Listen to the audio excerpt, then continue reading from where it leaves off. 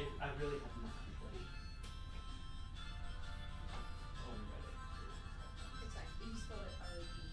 I do remember that. I remember doing it and I'm like, I didn't choose that right. Is that good? Yes. Do you want me to add anything? No. Okay, perfect. I think by the time that I tuned that I've never not at this speed that I think I would say which I think I'm pretty good at doing that. And I think it was like 10 minutes. So can I send you an email on your computer? Wait, let me send this. Why? Because I think that you can email some questions. Or just in the chat and some of guys are having email again. Let me. Can I take like 5 minutes or so to just do what I need to do? Yeah, of course. So this is good as is? Yeah, that's fucking perfect. I like how you brought up fucking zoodles. Yeah, the other thing, I think I just want to mention her name, so I stopped referring to her as the influencer or the person. Your name's Allie. Allie. I was just gonna call her Allie. That was the part that I felt was written the least organically, but I think if you add pauses when you're reading it, so it's clear that you're shifting between sort of like the oh yeah, I was think going that'll to. make sense. Yeah.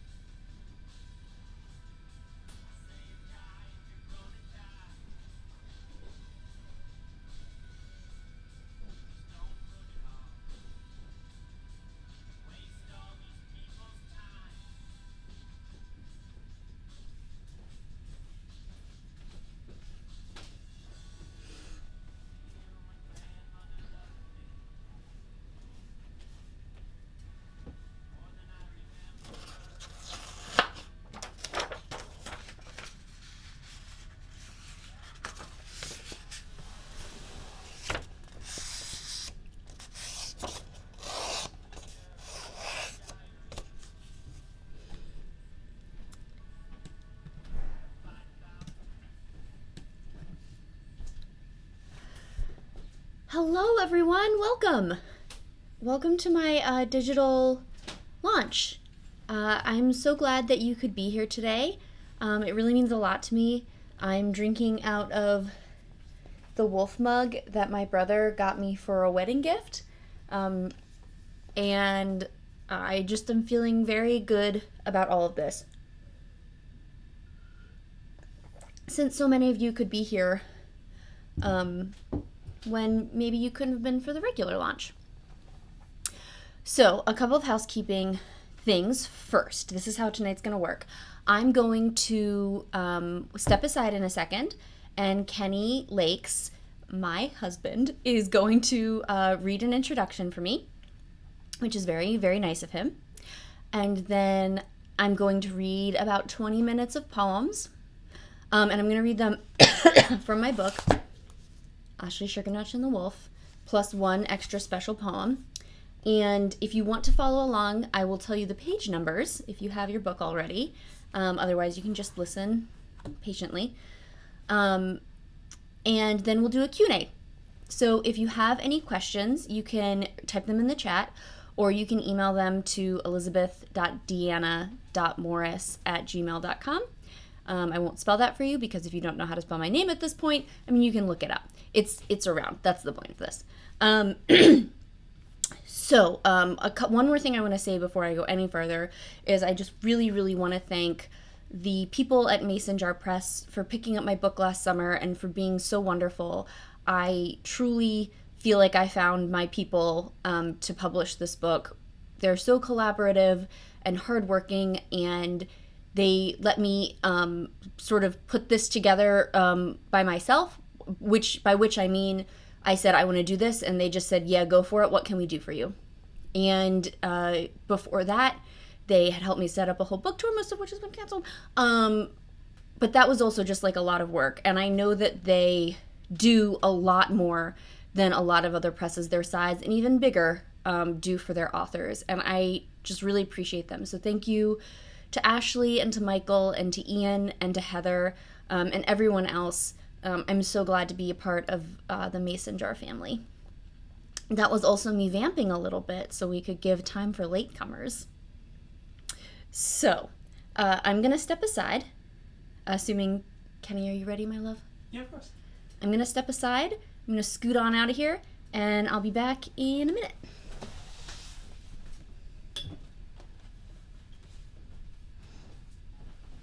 Rapturous applause.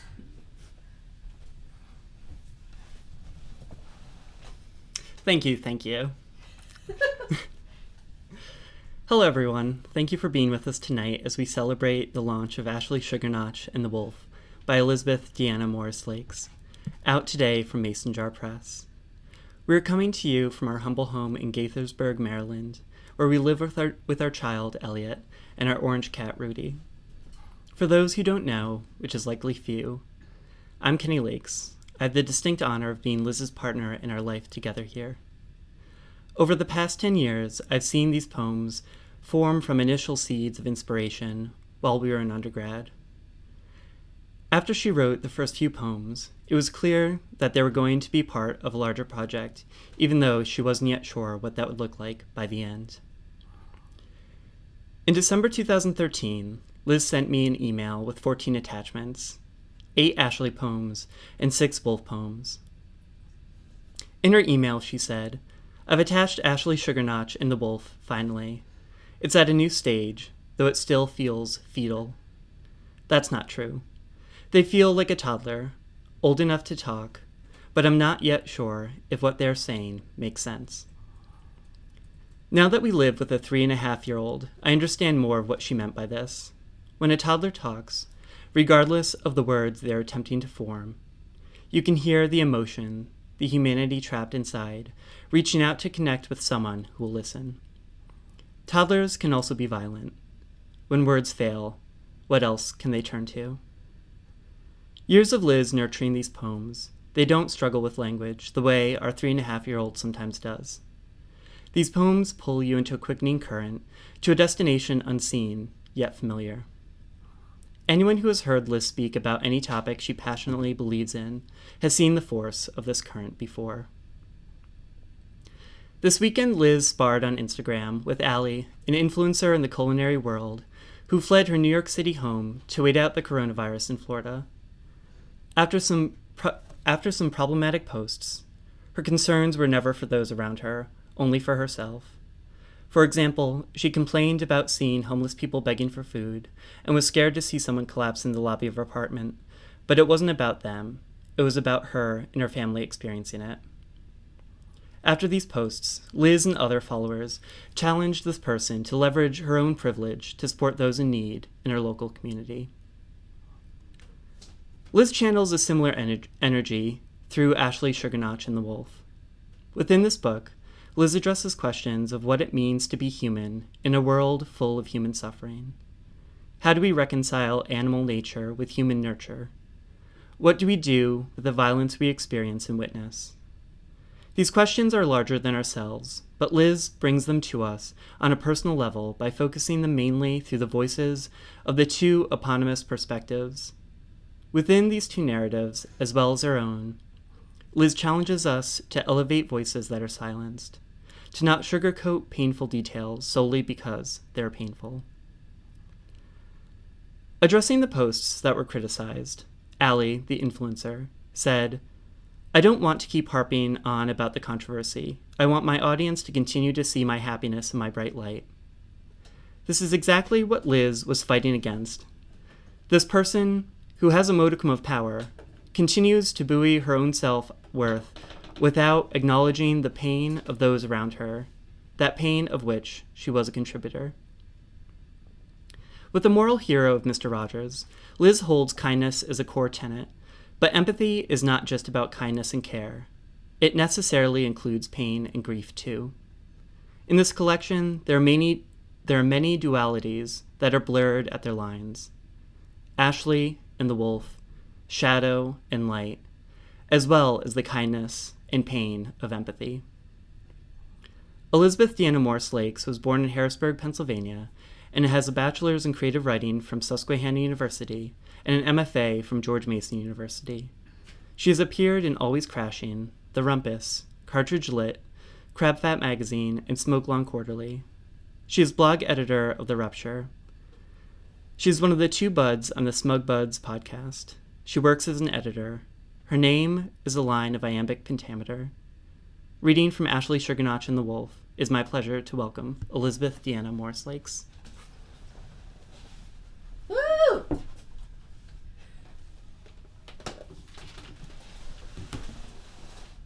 So just so it's totally clear, I read that shortly before Kenny read it. I read it at about like 8:15, and had I heard it for the first time just now, I would be fully weeping. But instead, I did that 20 minutes ago or so.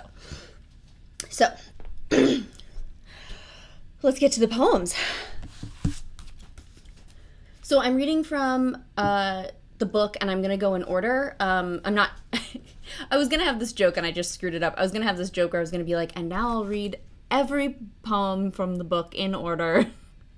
That's not what I'm doing. I'm going to read a selection of poems, but I'm going to read them in order. And then I'm going to end on a happy poem. Because we all need that right now. And this book is dedicated to Kenny for helping to make me iambic. I wouldn't be that without the lakes. So, I'm going to be starting on page 4. Sorry, I just heard Elliot go, wah. Of course, tonight's the night he doesn't go to sleep. Okay. Oh, LeVar Burton always does this thing before his podcast where he reads stories where he goes, okay, let's all take a deep breath together. And I always really like that. So let's do that right now. Let's take a deep breath together.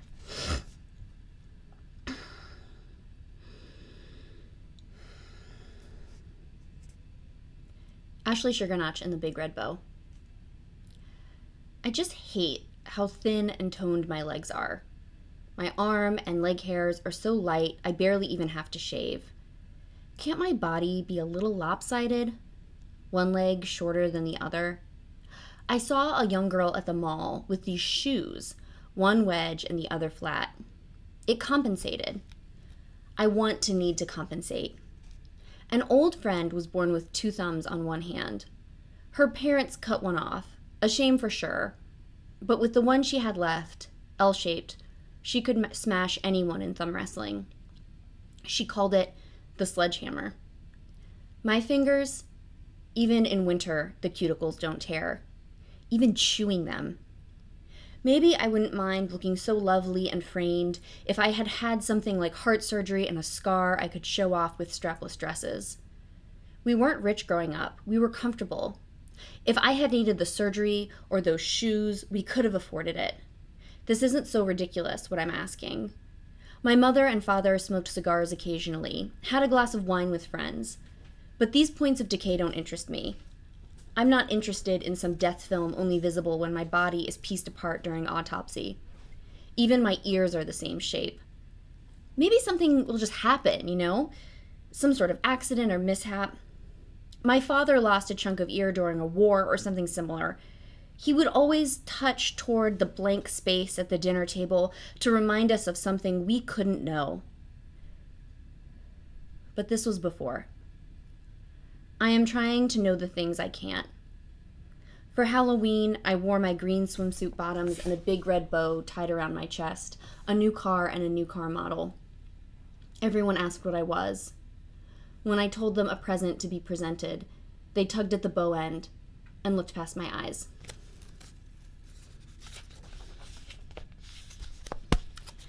The wolf is the wolf.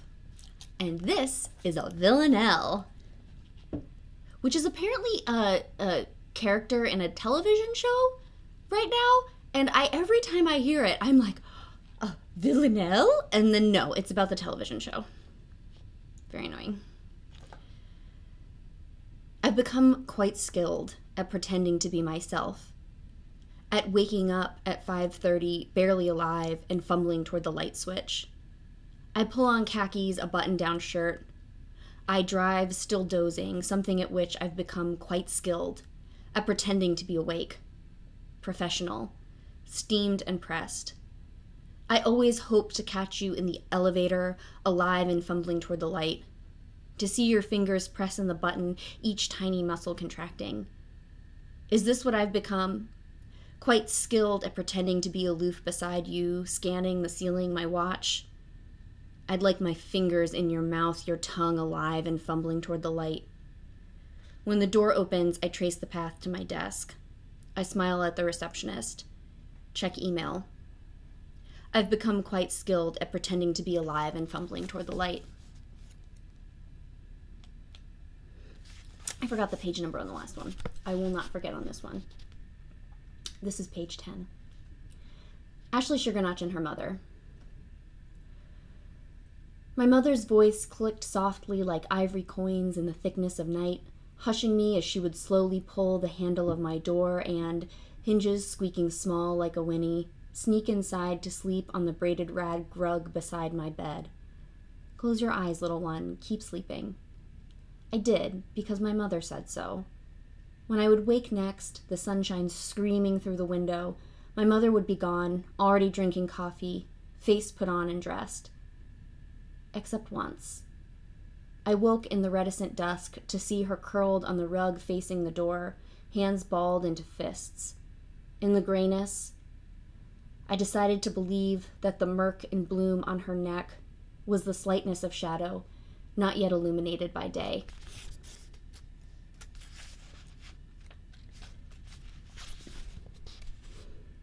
Page 12.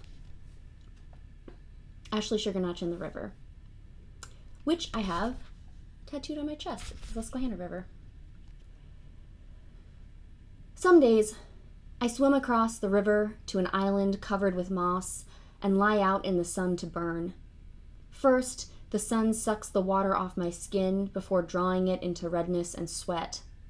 Then the flies come, the large peony ants, and crawl over my neck, routing their way from the line behind my ear to the muscles that blur the definition between neck and shoulder. It's my thighs where they bite. I don't move. I don't flick my feet, but instead find a circle of stillness. My sweat sinks into the moss, and I am grateful for this respite of affection, these hair-thin fingers that crawl over my body. The wind is like a shadow along the current. Sometimes a boat passes. Do they see me on the shore? Once a child flung a kite into the air, a small diamond of primary colors in the sky. I am waiting for my body to fill with air like the kite, for someone holding a string so my skin is taut and I am distanced but unable to billow away. Full, finally, of something. Once I slept, and when I woke, my skin was chilled and bumpy with dried sweat. A storm had begun. I waded into the water, sky shouting overhead, and swam back to the shore. But halfway I paused. The river was a wide road, unreal with green and orange, lightning chained across the neck of sky above the horizon. I stood and waited for the lightning to creep upstream, to fill this grave of a body like a flashbulb.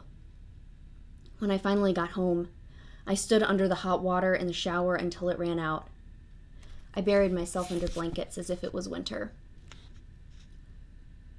Page 13. The wolf and the distinct feeling. Do you have the distinct feeling of dying, Ashely? Of atrophy, Ashely? I'm starting over. The wolf and the distinct feeling. It was originally of dying, like years ago. Do you have the distinct feeling of atrophy, Ashely? Not you, but the sense of thinning out our world. I ran over a dead squirrel today, his uncrushed bones pinching flat against the road. He never had a chance. They're so quick, too. How was he ever crushed? Power's been out since 8. I never left my bed. Just watched the storms burst and swell, rise, fall. At 10, I saw nothing until the lightning dashed darkness into day. But then the whole picture became exposed. Where are you tonight, Ashely? I watched last summer you wade into the river and wait. Sky splitting open, hoping if moss wouldn't grow into your hair, that lightning would melt your legs together, toes and fingers webbed. My hands could melt you shut. They have such heat. I hardly knew you then, but you never did it again, never once were willing to wait for something to happen. There is not enough world left for you. It's atrophying, Ashely. More than just moss not growing. Before rain, I heard only a lone cicada. It landed in my lap. What aren't you waiting for? So in those last 2 poems, I have an image that I took from a cartoon, which is Avatar: The Last Airbender, when Zuko's standing on the mountain willing the lightning to hit him. And that's my secret that now everybody knows. Page 20. The wolf wonders if Ashely's ripe. I stewed blackberries for dessert last night, Ashely, and discovered something marvelous. The berries, dark as ever when raw, turn bright red when exposed to heat. Then, as you stir, they burst. Each pustule, each heart surrounding a seed disintegrated to a tart slime. But I think they're supposed to be like that. Pre-grown, full blisters. I tear my blisters open, always. The liquid inside is blood without the blood parts. The red, white blood cells, platelets. Serum. Not even coagulants are left. I only know this because I looked it up. How could I now recognize blood without everything that made it so? Blisters are supposed to protect us, just like the juice sac surrounding the blackberry seeds. But the blisters just hurt. They are swelling from attacks our skin couldn't handle. The berries, when cooled, lost their jeweled red sheen. I need to stop comparing you to fruit, Ashely. I'm not good at this, at being a human like the rest of us. But you are. You see fruit for fruit, even if you can't see your own form as right, your body and mind as one composed piece. I'm sure you saw the blisters on your feet too, and wondered what let your body change without asking you first.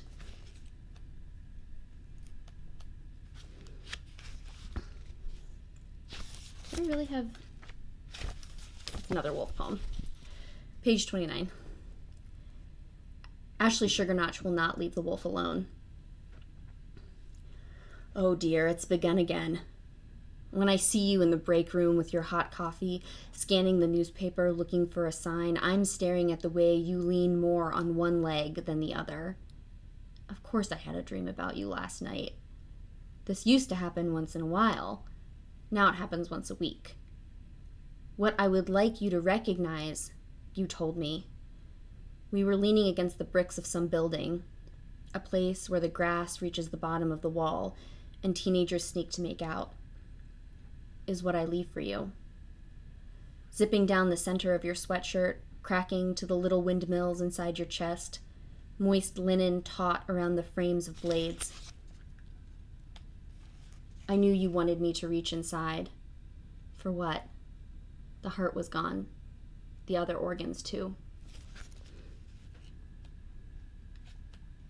So I'm going to read 2 long poems, which I'm just telling you they're long now because they're long, and then 2 shorter poems, and then the last poem. So we have 5 poems left.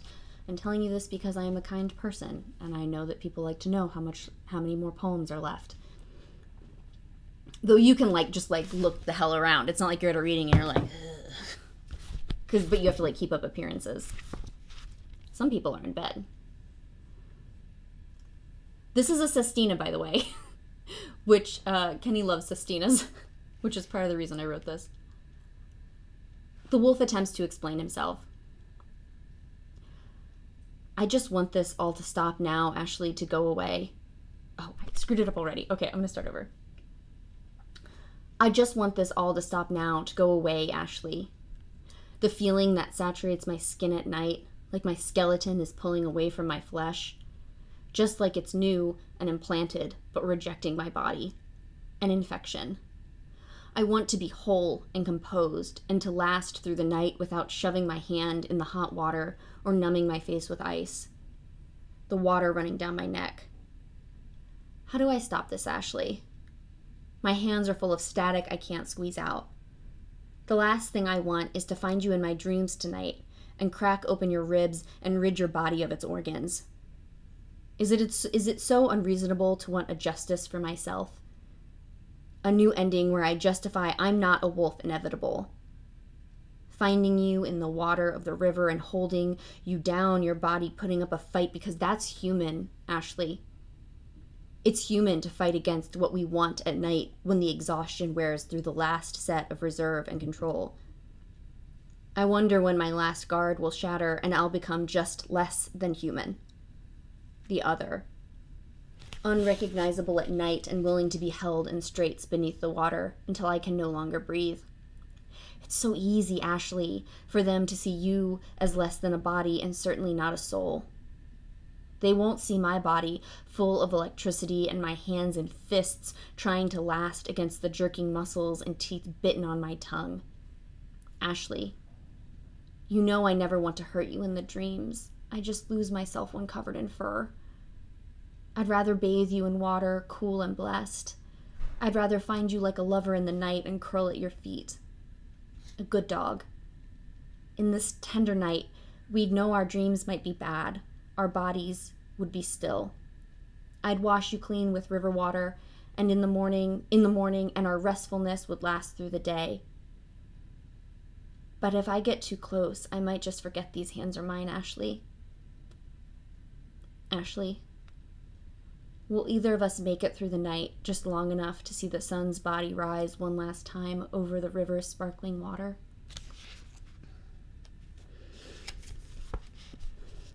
Page 34. Ashely Sugarnotch feels awful.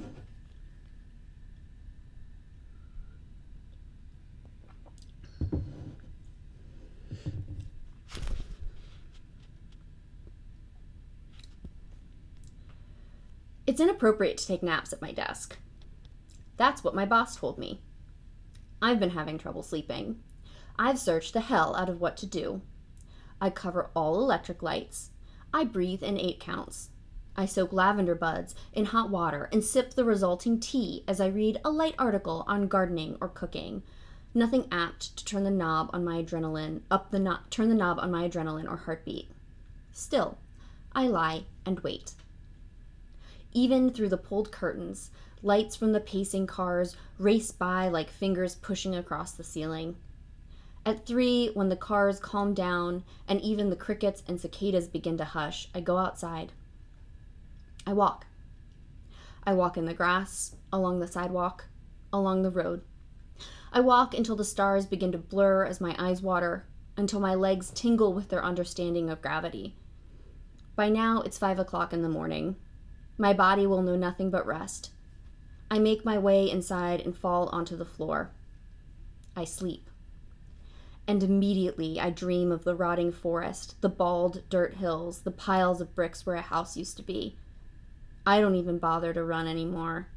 I sink, maybe hoping to fall asleep here too, to wake up in some slightly calmer, slightly less decayed dreamscape. But I don't. The wolf comes, sometimes more dirt than fur. With delicate teeth, he bites my shoulder and pulls back the skin.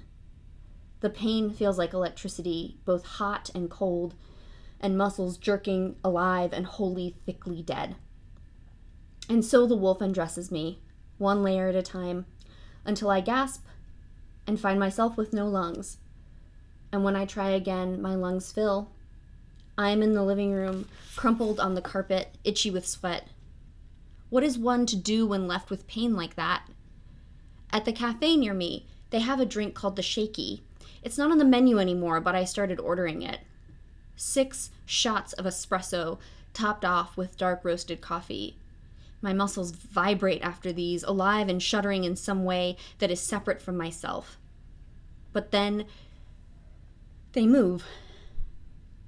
They find their way to my desk, my work, the emails and meetings. But the wolf, I feel him waiting beneath the surface, waiting to strip me into pieces and call me his. So that drink, the Shaky, I didn't make that up. That's from the Kind Cafe in Selinsgrove. And I didn't really drink coffee when I was there, but I just remember seeing that and thinking, oh my God, like, are people trying to, just pass out? Like, are they trying to hurt themselves? But yeah, by the time I had graduated, they had taken it off the menu, which I was like, yeah, that's the smart thing to do. Why would you why would you have that on the menu? They called it the Shaky. Okay, 2 more Ashely and the Wolf poems. Page 39. The Wolf, a Shadow Manifested. This is Kenny's favorite. Okay, I'm going to preface this. This is Kenny's favorite because I died on a ship last night in my dream. The ship had sunk. I was in the only unsunk room. Are words he said to me verbatim once when he woke up. He had a dream, and he hadn't said a word, and then he was just like, I died on a ship last night in my dream. And I was like, oh my God. So it got to be in a poem. And he was annoyed at first that I stole his words, but then he likes this poem, so. The Wolf, a Shadow Manifested. I died on a ship last night in my dream. The ship had sunk. I was in the only unsunk room. Suppose then I didn't actually die last night. I had knowledge of the end. Aren't I already dead? Eventually I'll slip. Feel your life draining over my hands. I am waiting in the shadows, or rather I am shadow, waiting to transform to action or mass. Do I fail at being human? Or by fighting myself, am I more a human after all? I know this sounds so rational, Ashely. I can be rational when you aren't near. If I die, who wins? I know you do not want this, Ashely, but that doesn't mean someone else wouldn't find you. I'm not just any shadow. I'm yours. I'm beside you in darkness, but even more so in the light.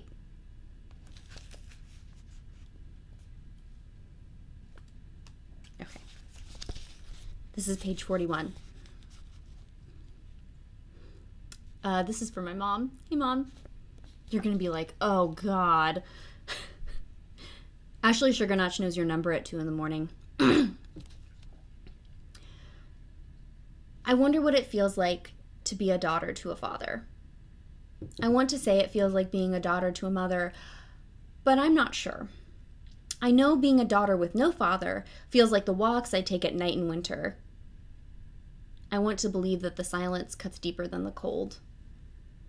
Having a mother felt like having a second self, a second set of answers to my questions. This is supposed to be the same, but it's not. It's not. These losses have left not vacancies, but this. The rocks in the riverbed are sharp against my feet. The road is wider and harder to cross, like you just can't walk across fast enough. Sun glare leaves phosphines longer in my eyes, not blinded but obstructed. Being a daughter to a mother turns my blood to stone. Being a daughter to a father whitewashes me in adrenaline. I will walk for hours. So this is the last poem. See how nice that was for me to tell you? And I promised Kenny that unless I literally was only reading one poem, or maybe two, that I was always going to end my readings when for this book with this love poem that I wrote him to prove my devotion to him. He is like shaking his head right now, but he blushed earlier when I said this and then went like this. So this is I wrote a chapbook of what I call crush poems. And it's a loose crown of sonnets. It's called Each Other, Crush Poems. And this is the only love poem, clearly, because it's for Kenny, and it's the last one. So it doesn't really have a title. Love you. I wondered what you could keep in the empty nest on your chin, but I should have known the answer was my hands. How easily they slid between the cinnamon red whiskers to hold your face. There was a day with all of them when I realized their absence was okay. I'll never not need you.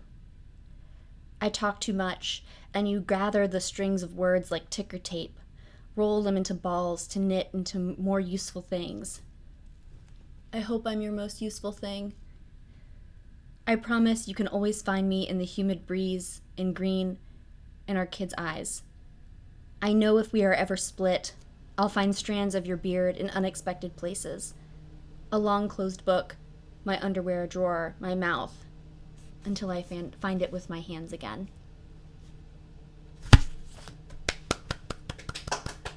I'm just imagining you're doing this, so, you know. So Kenny's going to tell me some questions, assuming you all have asked them. Kenny, do I have any questions? Please tell me that I do. We've got one so far. Ask questions, please. We should also say that there is a delay. Yes, there is a delay. So you're seeing this anywhere from... I think it's like 30 seconds. It's like a long time. It's an an eternity. Depending if there was a delay in your... I mean, I can vamp. Do you want me to vamp? So I do have a question that's not related to your poems. Oh, a question not related to my poems. Okay. The best kind. I love it. How do you set down that wolf mug? Oh, I knew this was going to happen. So if it's completely full, you can't set it down, right? But see these little buds right here? I think I can. You just go like, boop. Like that. Now you just saw him sitting cross-legged. Congratulations for that secret. Alicia asked a question a long time ago. Oh, in the beginning? Yeah.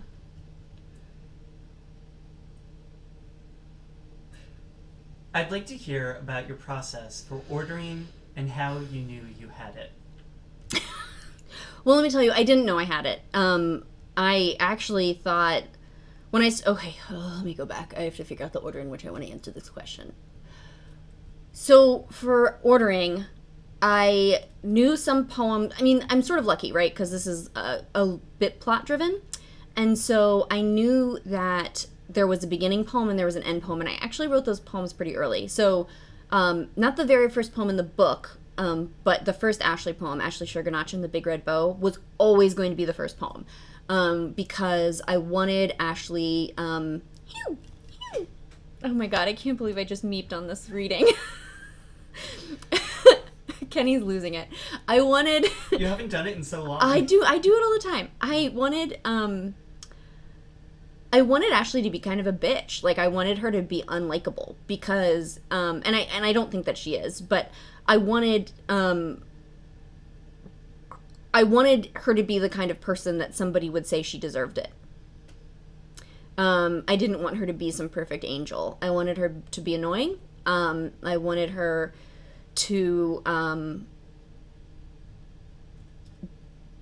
be someone that you maybe wouldn't want to be friends with. And so I knew that one was going to be first, and then once I introduced the wolf character, which was actually not as soon as I thought, it was maybe like 9 poems in, I think I wrote the poem where he kills her, like maybe first, maybe second. It's pretty soon, and I knew that one was always going to be last, except for a short time period where that poem wasn't in the manuscript at all because of pressures I was under from people around me. So in terms of the actual ordering, I physically would print out the poems and put them in order. There's also, my poems are very self-referential to one another. So like one of the poems I read, I said, the wolf says, like, I'm looking at the way that you lean on one leg more than the other. And that's referencing Ashely in the very first poem, wishing that her legs were different lengths so that she needed a shoe with a wedge. So I sort of knew that was going to be part of it too, where I wanted to see, like, okay, where is the first time this reference is going to show up? And how are those going to build on each other? And in terms of when I knew I had it in an order. I had people that I trusted that looked at it. Nobody had any criticisms that I felt were worth changing the whole thing. But I didn't think this book was necessarily going to get published. I was thinking a lot about our I just say our as if everyone on the chat is friends with him, about Joe Scapalato. And I remember at one point his first book that he had written didn't get picked up, and he said, at one point he said to me, I'm rewriting this book and not revising it. And then later he said, this is just not the one that's going to get picked up. And I thought, okay, I'm going to submit this book for a year, and if it doesn't get picked up, I'm going to put it away. And it got picked up like fairly quickly. I started submitting it in October, I started submitting it in August of 2018, and it got picked up in July of 2019, which I thought was wild. I just wasn't expecting that at all. So yeah, if it hadn't, I would have been like, cool, time to write the next book. Well, the next book's already written. Do we have more questions now? Oh, a lot. Okay, good. I'll be quicker then. I vamped long enough. And sorry, I haven't actually organized them in any logical way, so I'm just going to go in order. And I think you answered this, and I wasn't really listening because I was copying and pasting these. Producer Kenny. Do you want me to tell you who asked them? Yeah. Michael Tager asked, and I think you answered this one, but what's the first poem written, and what's your favorite poem? So the first poem was Ashely Sugarnotch and the Big Red Bow, and that is based off Bob Divins' painting Red Bow, which you can find online, which was at Susquehanna University, and I saw that painting, and I was like, that's her, because I had been thinking a lot about the name Ashely Sugarnotch. My favorite poem, that's a hard question. No, it's not a hard question. So I love the wolf attempts to explain himself, and Ashely Sugarnotch feels awful, but The Wolf a Shadow Manifested is my favorite poem. The last couple stanzas of that is like the best ending I've ever written. I can't believe I wrote it myself. It's so good.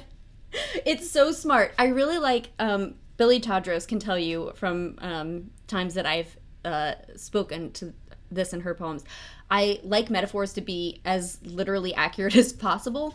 And so the line, I'm beside you in darkness, but even more so in the light, is actually true. You can have a shadowy room, but if there's like a bright light, the shadow's going to be more, as you can see, the shadow's going to be more behind you. And I I liked the idea of them being so tied to one another. That poem's also really owes a debt to Wolf Am I and Shadow by Me Without You, which is one of my favorite bands. And so I love it for that reason too. Okay. So Billy Tadros came in early with 2 questions. Ooh, Billy. First one. I'm working with 2 very talented students who are crafting projects that I imagine personas throughout, like Ashely and the Wolf. Can you talk a little bit about how you developed these figures? Yeah, so I always say that I I wrote a short story and tricked them into letting me publish it as a full book because it's poems. What I did was I wrote a lot, and not every. There weren't any poems that were just like blatantly cut, but I wrote a lot of things that were cut out. So like initially, like in the one poem in Ashely Sugarnotch, what is Ashely Sugarnotch's Nobody Can Help Me Here But Myself. It's actually later in the book than I wrote it. Ashely Sugarnotch Is Not Interested in Love. There was a whole I don't know if any of my coworkers are here, but get ready. There was a whole section in there about anal sex that I just never could get right, where she was like really interested, like she wasn't interested in anal, like in love. She was interested in like this sort of like backwards entering of her body, something that like sort of flipped everything she knew on her head. And I just could never get it to work, so I took it out. So yeah, I just wrote a lot, and I wrote from a lot of different angles. There was also a time where I posted fake Craigslist ads as the Wolf and as Ashely to see how people reacted to them, especially since these characters were sort of mythic and folkloric. I wanted to see, so much of them is about the way that they're perceived by other people. So I wanted to see how they literally would be perceived by other people. I hope that answers your question a lot. I guess what I mean is like I just really tried to look at them from every angle, and one of the ways I did that was through writing, which is maybe not super helpful, but that's what I did. Her follow-up, and if you want to touch briefly on it, we do have a lot of questions too, but she asked if you can talk about your writing process even more about your revision process. Yeah, so most of my process is revision. I'm not a person that writes every day. I actually haven't written in like a while. I mean, not just even with the pandemic. But I always try to think really intentionally about what I want to write. And then when I have the time carved out, I will sit down and I will get it out. And Kenny can tell you that when I am in a place where I know I have things to write, because I've been thinking about them a lot, I'll say like I need time, and he'll make sure that he can care for Elliot during this time period so I can like physically remove myself from this apartment. And from there, the number one revision I have for any writing is I physically retype it. So I have terrible handwriting, like just atrocious. Like literally the only grade I ever got as a C was in handwriting. And Kenny's shaking his head like, yeah, you're right, thanks. And so I will handwrite out the poems first usually, and which is also to say that normally they don't have a form at first because my handwriting is so big and so bad that there's like no, like if I went based on the form based on my notebook, all of the lines would just be like super short. So I write everything out and then I type it up, and then anytime I'm doing like a full revision, I completely physically retype it. And that's because they've done studies that when students had to completely physically retype their papers on typewriters, they like sort of very organically would make material large-scale revisions. And once word processing came into play, not just with computers, but also with literal word processors, they were mostly making line edits. And so that's been the most useful thing for me for revision, is just like physically retyping everything. So I have to scroll back up. Your mom would like to know, Margaret Morris. Hey, Mom. Hey, Mamu. What was it about wolves that inspired you? So this is a great question. Okay, so my friend Kristen Katina pointed out that it's a moon tonight. What moon is it tonight? She told me. I'm going to look. And I think that the thing with wolves is that they're always bad. It's like a pink supermoon. It's a pink supermoon. The largest full moon of 2020. The largest full moon of 2020 tonight, everyone. And if you read the book, you'll notice there's like a lot of tropes about wolves that I didn't include. And I think there's also this trope of like a she-wolf character. And like, that's not what I'm looking at. I'm looking at this mythic, like, Grimm's fairy tale wolf. And the wolf is always bad. There's like nothing good about this wolf. He's not redeemable. He's not, like, it's sort of like when you get tricked by the wolf, you should know better. Like, fire's gonna burn you because it's hot. And that was important to me for this book because this wolf is not redeemable. And I think that that's like a pretty good proxy for like toxic masculinity. He's really trying to be a person that is not completely knotted in toxic masculinity, but he fails, and the systems around him allow him to fail. And that's why I really like wolves. But if you read my book, there's only one moon, and it's in an epigraph by Marion Moore, and there's no howling.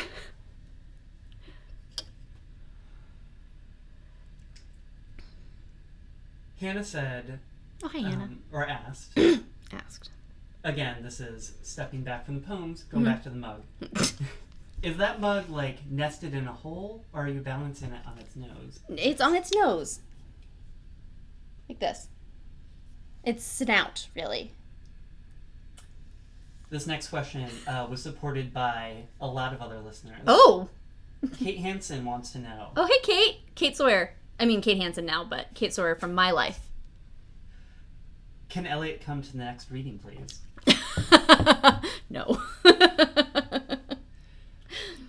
Though I will say, moments before we came online, he was like, Mama, Mama. And then he was like, Mama, Papa got me water.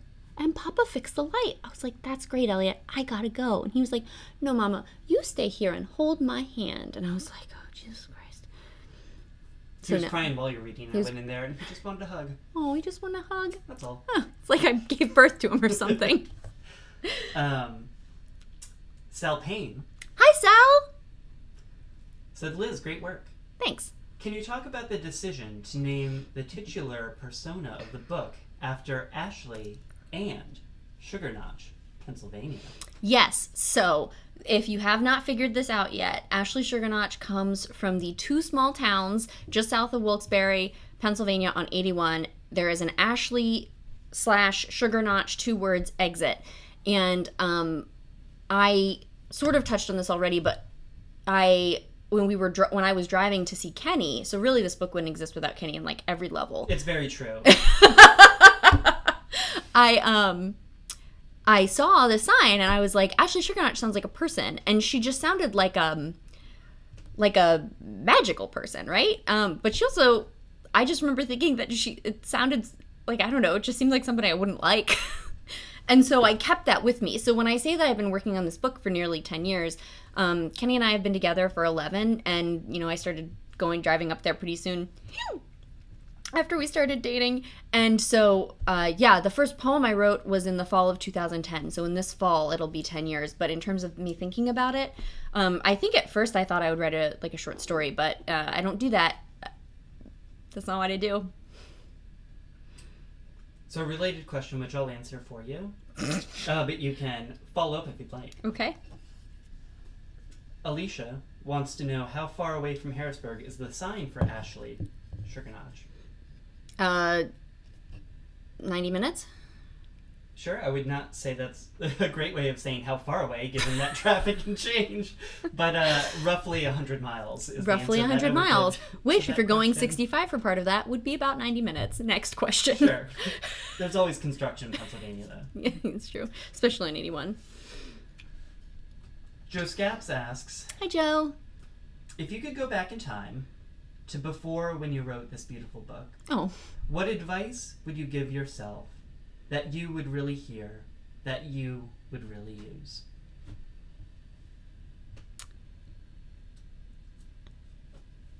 That it's a book. I know that this book isn't like necessarily the most wild in terms of the form. Like if you, it like is, you know, you can sort of be like, there's prose poems, there's syllabics. Some of the wolf poems are like a villanelle and a sestina, and then it tells a story. But there were multiple times that this book just almost died because people didn't like it. And I don't mean that like I was really hurt. I just mean that like if something's not working, it's not working. And there were a couple of real keystone moments in my life that let me know that I should just be stubborn and keep going. One was before I wrote the book at all. And so this is advice I got when Katie Pierce, was my teacher at writing camp in 2005. I showed her very similar things that I was writing. And I said, are these things? Is this like something I wrote? And she was like, yeah. And she pointed out like craft things. Here's a metaphor. Here's a persona. This is kind of a vignette. And then in actual grad school, when I only had like maybe 12 of these poems, I showed them to Sally Keith. And at the time I thought Sally Keith might be my thesis advisor, but she ended up not being. And I said, do I scrap these for parts? Because in my mind, I was like, if this is not working, like I love these poems. So like if this is not working, I will take the parts I love and I will expand upon those parts and I'll cut Ashely out and it'll just be its own thing. And she said, no, it's something. But yeah, it was even when I was submitting this book, I thought it might not get picked up, and that's fine. But yeah, I think just knowing like what you're writing is actually a thing, even if it's weird. I mean, even submitting this, like I was like, I submitted it as poetry, but I knew that I would need a press that understood what it was doing, and Mason Jar really, really did. And I got super lucky. They're so close to here, to me, like physically they're close to me, and that was like so useful. Next. I don't know who this is. Oh! It's, the name comes up as Scarlet Sweet Pea. Okay. Hello, Scarlet.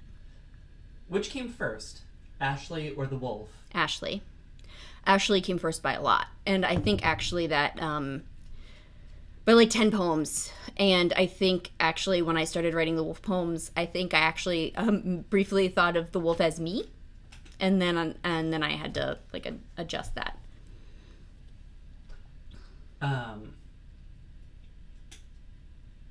And the follow-up question to that was, and what was the earliest poem you ever wrote? That I ever wrote, ever?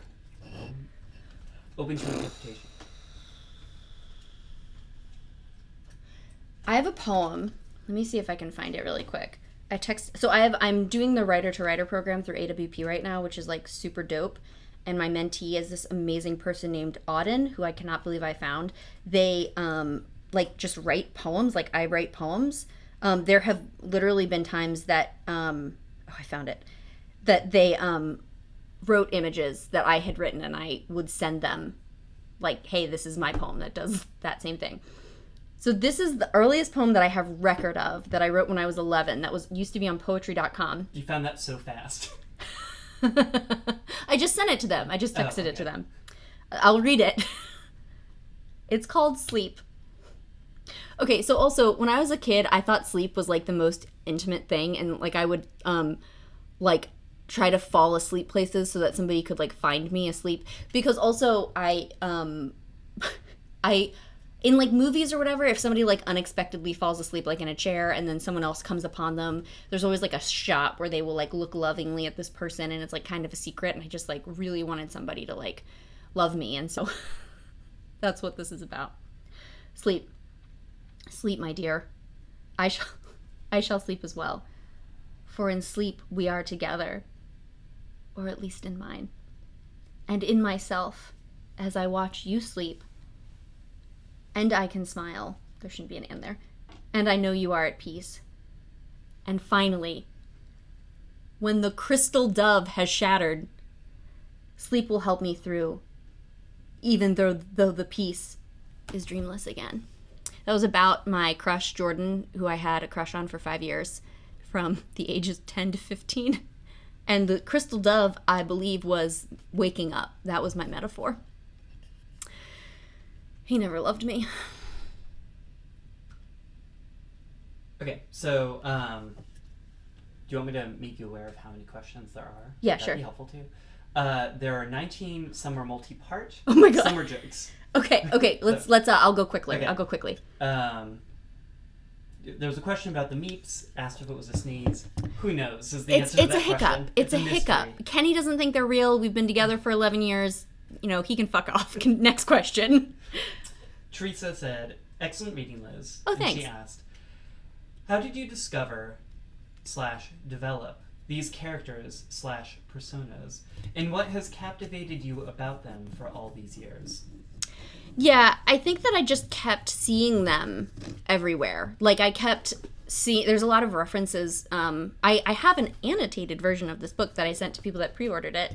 And there's a lot of references to things, like a lot of stories that I saw being told over and over again. So, like, a girl I went to elementary school and middle school with, Trisha Edelman, her ex-boyfriend and the father of her first child shot her in the stomach when she was 18 weeks pregnant with her new boyfriend, and then pulled her body into his apartment. And when they found her, she was in bed next to him, dead and having bled out, and he was alive. And then there was the Facebook murder in 2013, which effectively orphaned her daughter, right? Because the father went to prison, only for 7 years, by the way. And then there was the Facebook murder in 2013 in Florida, where a dude murdered his wife and in their kitchen, and posted a picture of it on Facebook. And they had a 12-year-old daughter, and I remember reading in the articles for that, like CNN had an article that said that she was unharmed, and later I checked and they had changed it to physically unharmed, because I think they realized, yeah, she was pretty harmed. Again, an orphan again. And so that's what it was, is I kept seeing this over and over again. But also, I saw men before they did terrible things, and some of them were really struggling and still did terrible things, and they were unexcusable things, they were unforgivable things. But I wanted to ask the question, what if we could get to them before that? What if they had the resources and the support to see that the terrible things were not inevitable, that they weren't a wolf inevitable? See how I just quoted myself? Next. Just Gaps wants to know what you're drinking.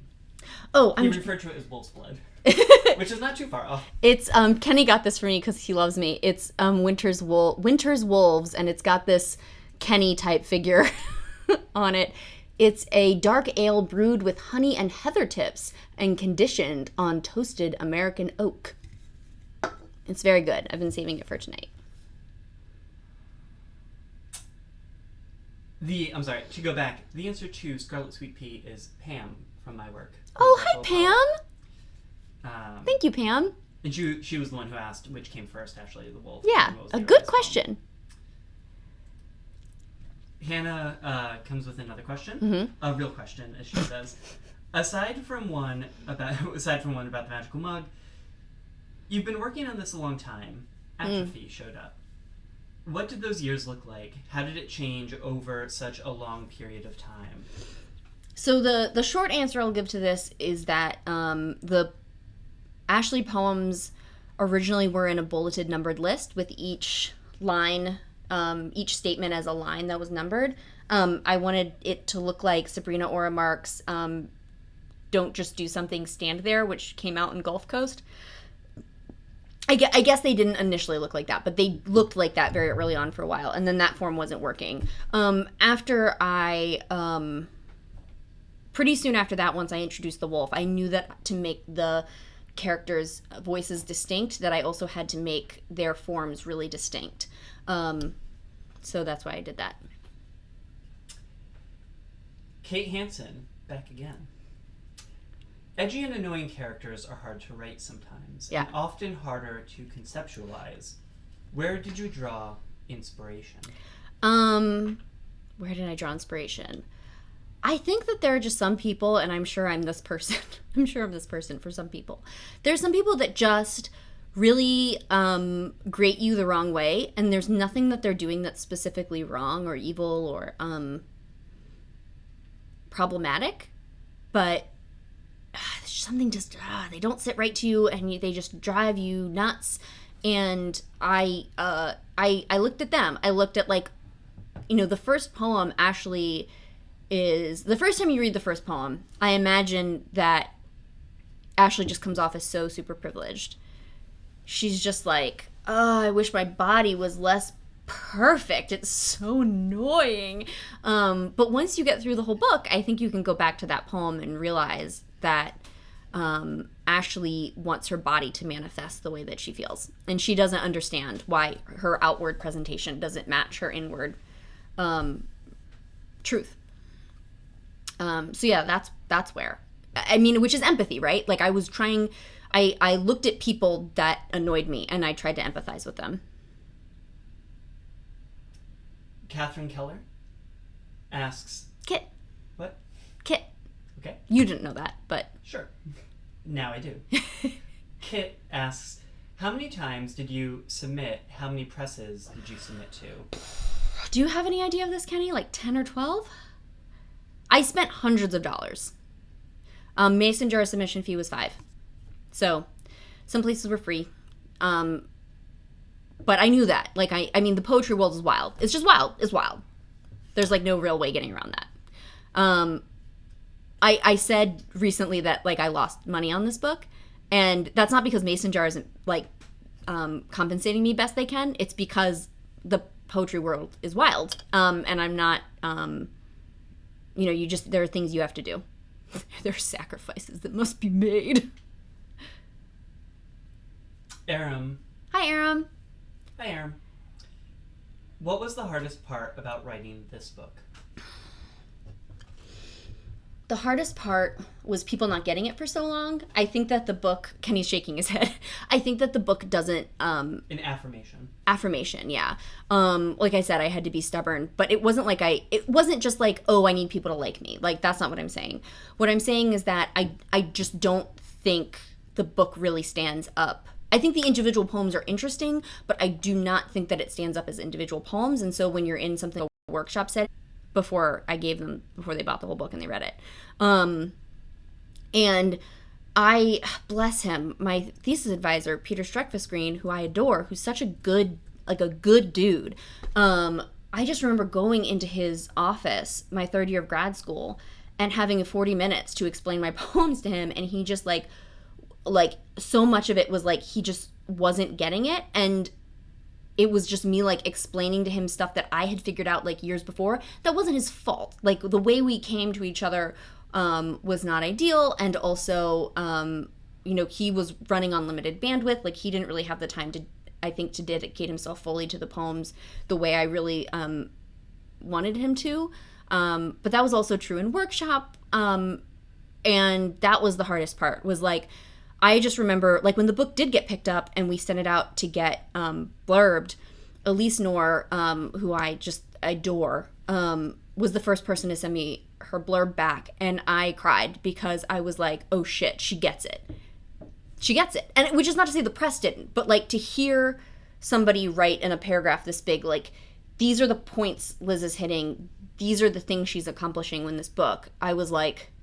And then after that, everyone else got it too. And not everybody's going to get it all the time, but like, I didn't understand how much I needed that until it actually happened.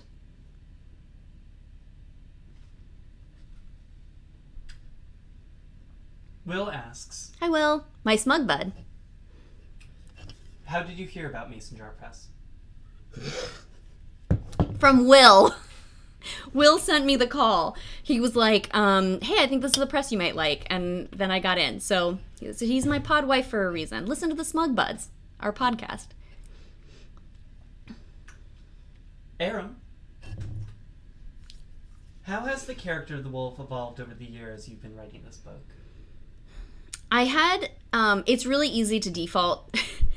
We all love a broody dark man, don't we? And it's really hard, like an Angel or a Spike from Buffy, and the spin-off series Angel. I think we all, not a bad boy, but like just someone that like, oh, he's so tortured. And I had to make it very clear that the wolf was not somebody that you want to like sexily hang out with.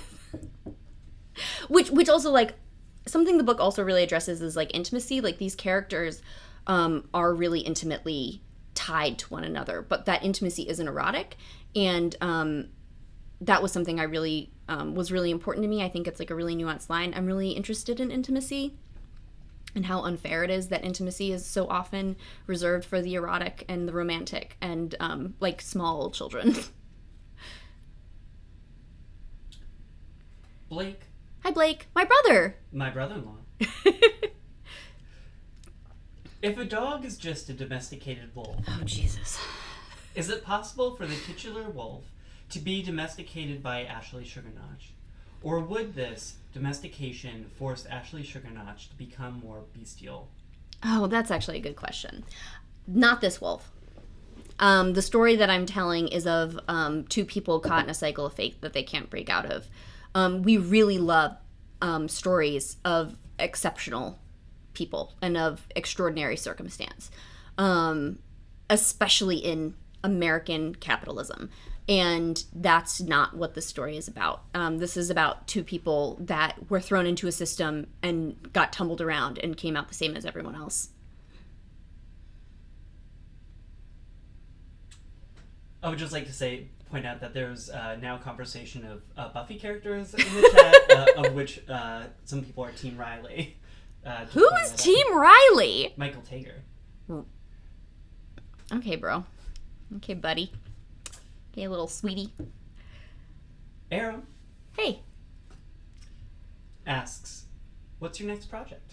I have almost completed a book called Brassica, which I started because Kenny said you should write poems about Brassica, which are, Brassica oleracea is the mother plant of broccoli, cauliflower, kohlrabi, cabbage, and it's Another book I'm responsible for. another book Kenny is solely responsible for. He wrote all the poems, actually, and it's about two women who are in love in a farm, and then they break up, and it's about forgiveness and what is forgiveness. And sexy vegetable poems. There's a poem that has the line, the cunt of the earth. Yes. I am finding something in here. Okay.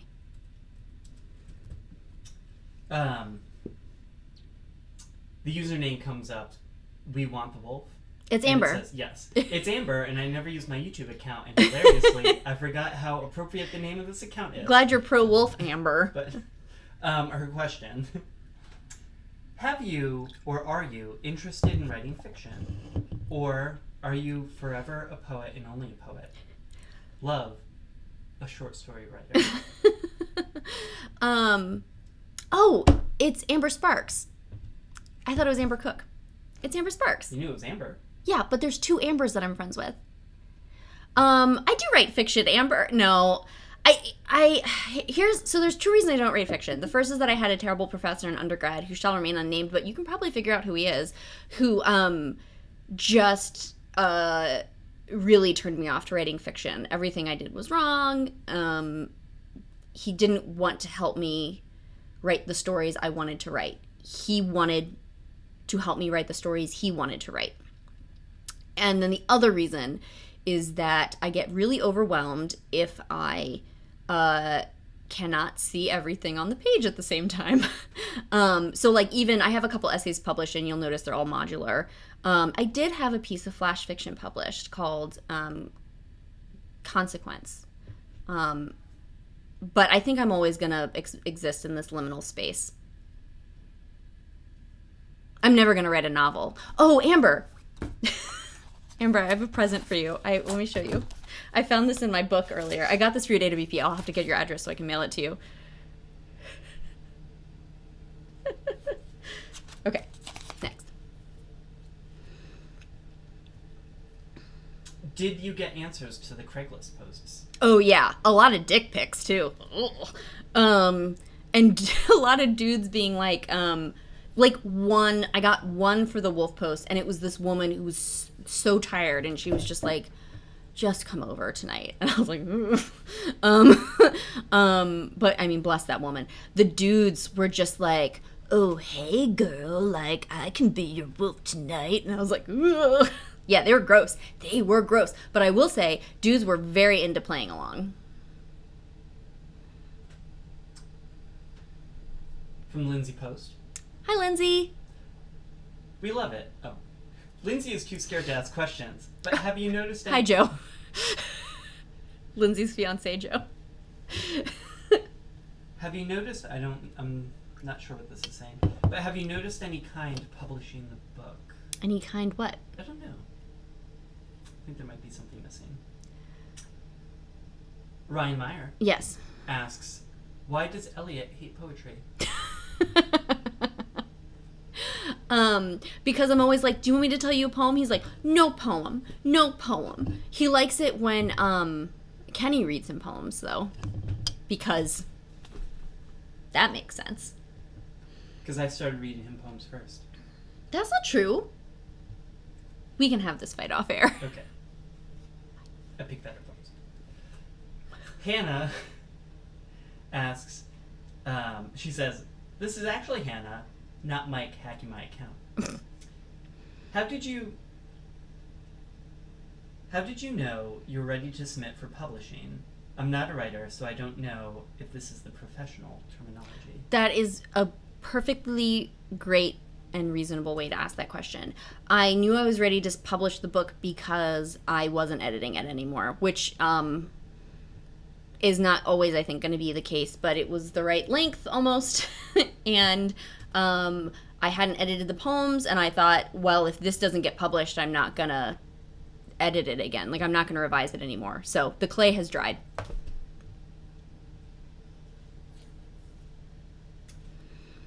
Ryan Meyer, real question. As opposed to the Elliot question. Yes.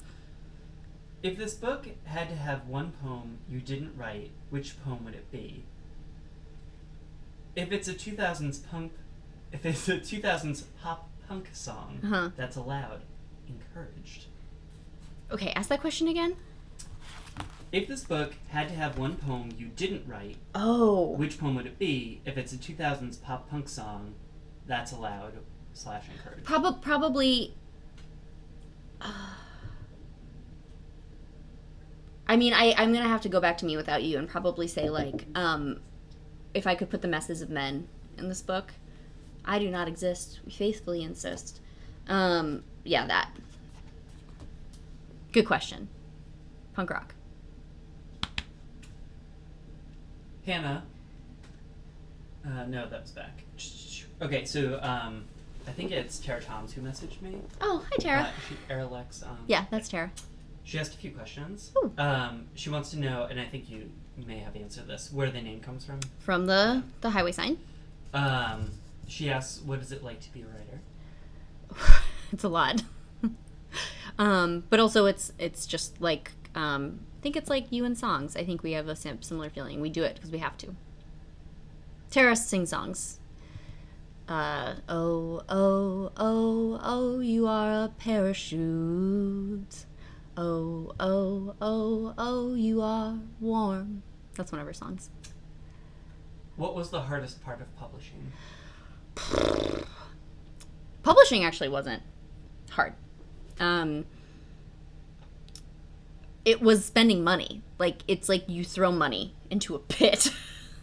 But part of picking the presses that I picked was when I was submitting places, I picked places that I felt like I would be okay if they had my money. Like, if I was okay supporting them regardless of if they published me or not. But I have very few hangups about sending stuff out to be published. I feel like it's good or neutral. I can either get published or it's exactly the same. Both Alicia and Ryan support your answer of what song you would put in. Thank you. This is the last question I have. Okay, and then we can wrap up. Thank you guys for sticking around for so long. I really appreciate it. Or not. Maybe you signed off. It doesn't matter. We're online. And sorry if I missed one, but this is the last one that I have. Yes. If your book was made into an artsy Sundance film or gritty HBO series, who would be your stars?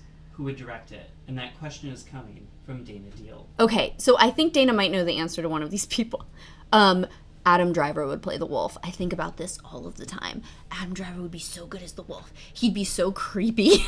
He also just like, there's a part, spoilers from the most recent and last Star Wars movie, there's a part in that movie where Kylo Ren and Rey are talking to one another. And at one point, he says, "You could have taken my hand, why didn't you?" And she says, "You could have killed me, why didn't you?" And they're speaking through like force speak, like they're in different places. And it's like a liminal dream space. And I remember thinking, oh, that's my book. Like, that's what Ashely and the wolf are doing, which is not totally true because it's always one way for the wolf. The wolf is always talking to Ashely, and Ashely is just talking into like the void. But he would be so good. I have no idea who would play Ashely, which is maybe mean of me. But it would have to be somebody. It would not be Daisy Ridley or Jennifer Lawrence, but it would have to be somebody who in the first Hunger Games movie and in the first Star Wars movie with Daisy Ridley in it, The Force Awakens, both of them are, there's like a twitchiness to them where they are constantly on edge. And whoever I hired as somebody who had a lot of power in this movie that was being made would have to be somebody that could show themselves being on edge like that. Is that it?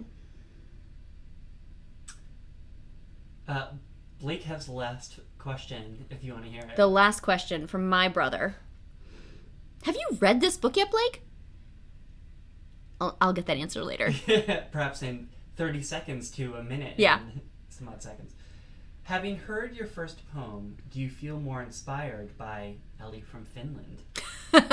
So Blake is referencing a Instagram account where there's like a whole Instagram community where people take pictures of their dolls that are posed, and Ellie from Finland is an account where she like literally half the posts are just like the doll like this, and then over Christmas Ellie's boyfriend or husband was murdered with a gun, and recently in the past couple of days her husband's twin brother has shown up. I feel incredibly inspired by this woman because, and I'm not speaking ironically here, she is literally just doing this thing she loves and writing a story, and she does not give a shit what people think. And I think it's incredible, and I think that it's a good thing. Great. Good last question, Blake. Thank you so much for coming to this reading. There's 30 million people I could thank right now, and I will only thank the 3 most important people to me in the order that I met them: my mom, my brother, and Kenny. I really care for you, probably you plural general, and it means so much to me to have everyone so engaged when this was not supposed to be this. So thank you, and I hope you all have a really good night, and I'm going to try to go to sleep now because it's way past my bedtime, but I am high on adrenaline. So thank you so much. I'm going to end the stream. Bye.